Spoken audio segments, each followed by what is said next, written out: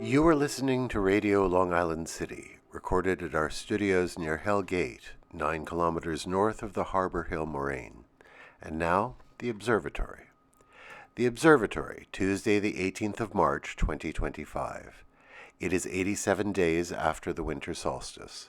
It is 2 days before the spring equinox.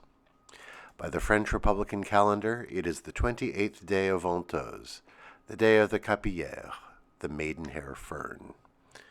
The sun rises today at 7:02 a.m.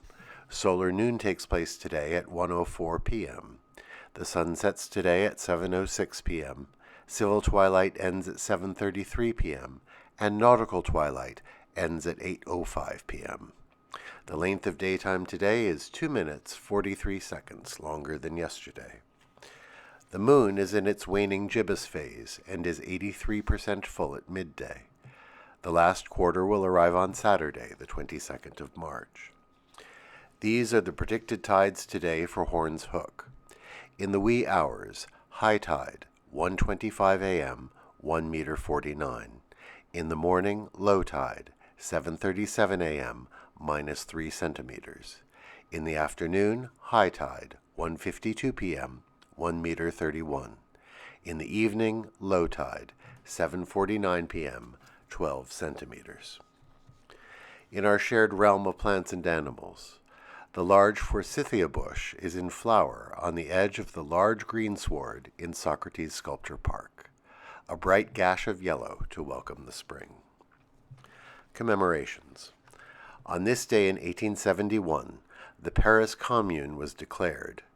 In the aftermath of the French defeat at the hands of the Prussians in the Franco-Prussian War, the city of Paris installed its own revolutionary government, and the central government of the new Third Republic had to flee. The Commune was eventually suppressed a few months later, in one bloody week. On this day in 1881, Barnum and Bailey Circus made its debut at Madison Square Garden in New York City. On this day in 1938, the Mexican government nationalized all foreign-owned oil reserves and facilities. Pemex, the national oil producer, was created to manage and develop the nation's reserves. On this day in 1965, cosmonaut Alexei Leonov of the Soviet Union became the first person to make a spacewalk. He was outside his spacecraft for 12 minutes.